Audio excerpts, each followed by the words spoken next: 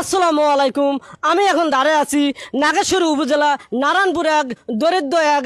Record record বাংলাদেশে আবারও নতুন এক রেকর্ড 4 দিনের ব্যবধানে 700 ফলোয়ার থেকে 1 মিলিয়ন ফলোয়ারে নিয়ে গেল তাজু মিয়া। 4 দিন আগে ছিল তার আইডিতে 700 ফলোয়ার আর আজকে তার আইডিতে 1 মিলিয়ন ফলোয়ার। কি ভিডিও দিচ্ছে, কি ভিডিওর কারণে তার ভিডিওতে এত ভিউজ হচ্ছে আর এত ফলোয়ার আসছে। তাজু মিয়া আগে থেকে কোনো কন্টেন্ট বানাইতো না, সে একদম নতুন নতুন অবস্থায় ফেসবুকে আসছে, এমনকি তার এলাকার সামাজিক যে কাজগুলো আছে সেগুলো তুলে ধরছে। তার এলাকায় কি কি লাগবে, কি কি দরকার, কি কি প্রয়োজন সবগুলা কাজ সে নিজে তুলে ধরছে।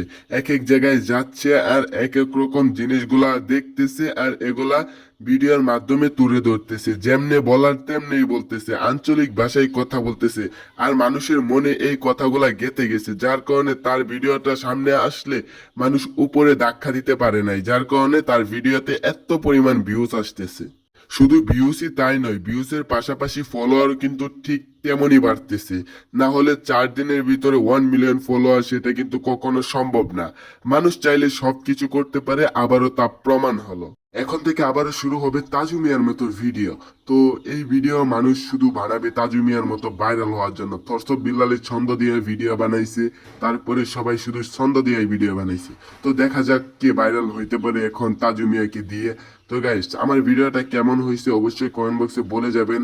আর এটা নতুন পেজ, নতুন চ্যানেল, আপনারা যারা নতুন দেখতেছেন তারা অবশ্যই সাবস্ক্রাইব এমনকি ফলো করে আমাদের পাশে থাকবেন।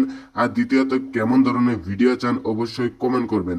আর এটা যেহেতু নতুন পেজ, নতুন চ্যানেল, তাই আমাদের প্রথমত অনেক ভুল হতে পারে, এমনকি ভিডিওর কোয়ালিটি ঠিক মতো নাও আসতে পারে, আপনাদের চাহিদা মতো ভিডিও নাও থাকতে পারে।